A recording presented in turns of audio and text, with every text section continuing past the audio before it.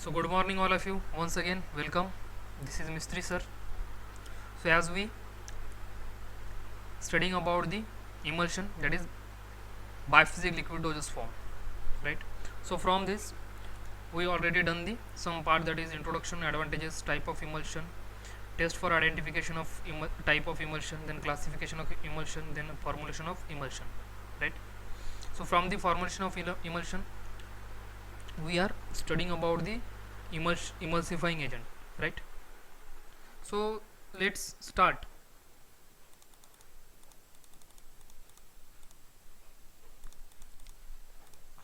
So in your previous lecture we deals with the some properties, right? Some ideal properties means our how means our emulsifying agent should possess some quality, right? Like it should be capable to produce reduce the interfacial tension between two immersible liquid, then should compatible with other ingredient of preparation, then should be non toxic, does not form any or does not cause any toxic effect, then it should able to produce and maintain the required consistency of emulsion, means able to produce a desired kind of emulsion or a stable kind of emulsion, then also necessary, that is able to maintain the required consistency, means required viscosity, right? Viscosity plays a very important role in our preparation, right?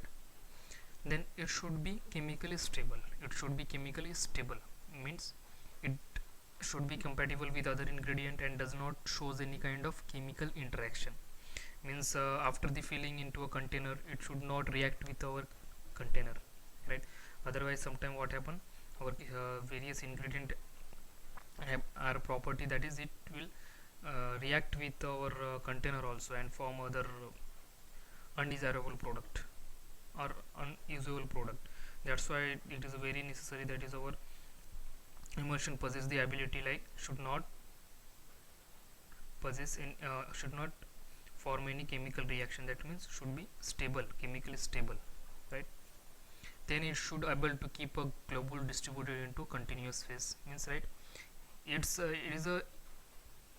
should possess the capability to reduce the interfacial tension, as well as it should be kept able to keep the globules or fine globules or our disperse phase in distributed into a continuous phase.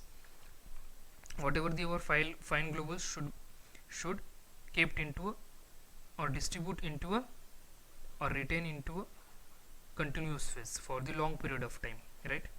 मतलब जो globules है, fine globules होगा हमारा जो disperse phase का, उसे continuous phase में अच्छे से डिस्ट्रीब्यूट करके रखना चाहिए for the long time. So this kind of properties should be possess the our emulsifying agent. Why we are studying emulsifying agent with this thorough information, right? Because emulsifying agent plays a very important role.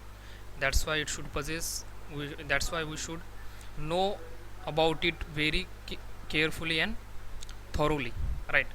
It is very necessary we have a thorough knowledge of our emulsifying agent, right? If we have thorough knowledge of our emulsifying agent, that time we will able to stable form of emulsion, right?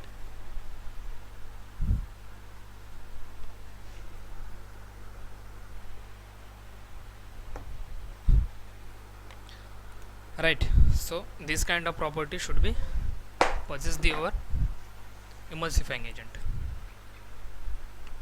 So after that, after the emulsifying agent, that is the emulsifying agent, right? After its HLV scale, then properties, some example, right? Then we are going to study about the classification of emulsifying agent. Classification of emulsifying agent means our emulsifying agents also divided into various kind or various types, classified into various form, right? So let's start it. Then let's see, this picture shows the our classification of our emulsifying agent, right? and these emulsifying agent are divided into or categorized into according to their nature or sources, right? Nature or sources. So first of all, that is the natural emulsifying agent, then semi synthetic polysaccharide emulsifying agent, then synthetic emulsifying agent, inorganic emulsifying agent, and alcohols kind of emulsifying agent. So these emulsifying agent categories into broad part, that is 1 2 3 4 fifth category, that is natural, semi synthetic, polysaccharide, synthetic, then inorganic, and alcohols based, right? And let's see our first one, that is natural kind of emulsifying agent, also divided into two basic part, that is vegetable source and from the animal source. Whatever the obtained from the vegetable source, naturally vegetable source, are right, gum, acacia, tragacanth, agar, pectin, starch, iris mosa. These are the obtained from the vegetable source, naturally obtained from the vegetable source, right? Then animal source, wool fat, egg yolk, gelatin.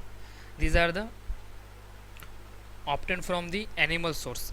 That's also natural animal source, right? That's what is falls under the natural category, right? Then our semi synthetic polysaccharide, that is methyl cellulose, sodium carboxy, right? Then methyl cellulose, sodium carboxy methyl cellulose, and methyl cellulose. These are the semi synthetic polysaccharide. These are the semi synthetic polysaccharide, right? Then some synthetic kind of emulsifying agent also, that is anionic, cationic, and non ionic. See, ionic, cationic, and non ionic.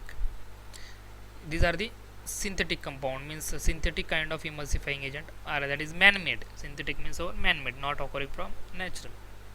Then inorganic kind of some emulsifying agent also, that is milk of magnesia, magnesium oxide, then magnesium trisilicate, then magnesium aluminium silicate, and bentonite and bentonite. See, these are the example of our inorganic kind of emulsifying agent: bentonite, magnesium aluminium silicate, magnesium trisilicate, magnesium oxide, milk of magnesia, right? You have to remember these all examples of emulsifying agent, right? Then alcoholic kind of emulsifying agent, that is carboxyls, cholesterol, lecithin, cholesterol, carboxyls, right? These are the alcoholic kind of emulsifying agent. So by this way, our emulsifying agent are categorized or classified, right? So we will discuss these all example one by one, right? So you should remember this classification, right? You should remember this classification. It is very important, and as per your exam point of view. Actually, I already said that is your emulsion chapter is a fully or totally very important. You should study very careful, and you should remember it very carefully, because each and every portion or every topic from this chapter is very important, right? So I just suggest you, or just refer you, that is you should study it carefully, right? So let's see.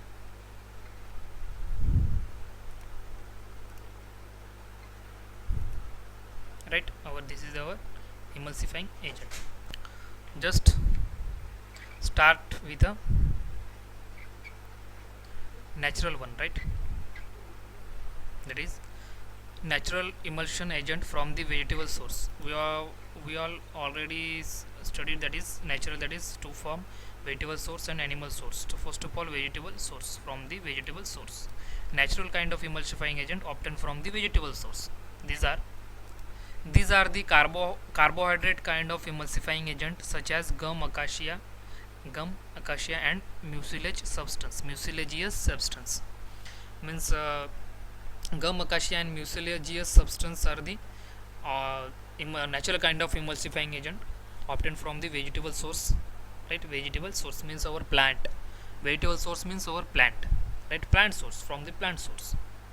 And this kind of vegetably occurring emulsifying agent are the carbohydrate kind of emulsifying agent. Are the carbohydrate means all those are the all vegetable source of emulsifying agent contain a carbohydrate, contain the carbohydrate, right? Carbohydrate contain the carbohydrate, right? Then some mucilaginous substance also contain the carbohydrate, right? And mucilaginous and some gum are the vegetables kind of emulsifying agent, right? Then are the anionic in nature and produce a OW type of emulsion, right? Are the anionic in nature and produce the OW type of emulsion, ionic and anionic. That is means if that is a charges, it natural kind of emulsifying agent possesses some charges. That is either ionic or cationic, means positive charge or negative charge. Means our vegetably occurring emulsifying agent possesses the anionic in nature, means it possesses the positive charge, right? Positive charge, and it helps to produce the OW type of emulsifying agent. OW type of emulsifying agent, right? Right. With the help of by using the vegetable kind of emulsifying agent, we will prepare the we can prepare the OW kind of emulsion, OW type of emulsion, right? Also, these emulsion formulated by using those emulsion formulated by using this kind of agent are need to add a suitable kind of preservative to preserve it from attack of bacteria. So there is a one caution or one there is a one caution or some advice whenever we are going to add a naturally occurring vegetable kind of emulsifying agent, that time we need to add a preservative with it in a preparation. The preservative is very necessary to add the emulsion containing the gum acacia or mucilaginous substance or naturally vegetable occurring emulsifying agent, right? To prevent the microbial attack, because carbohydrate is suitable for microbial growth, right?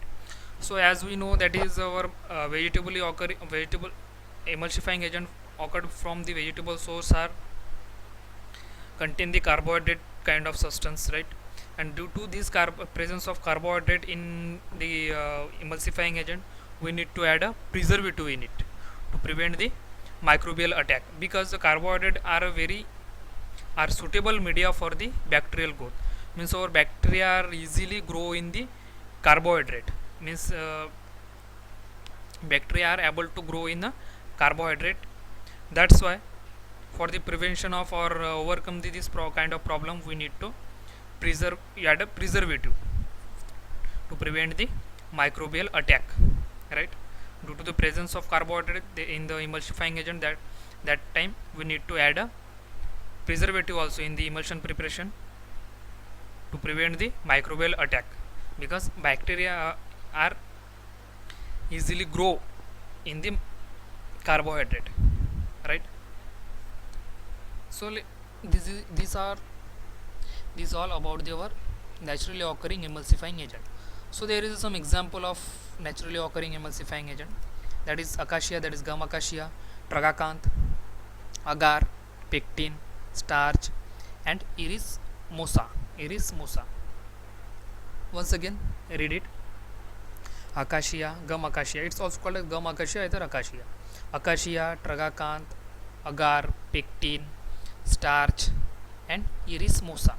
These are the example of naturally occurring vegetable kind of emulsion. Means these emulsifying agent occur from the vegetable source, right?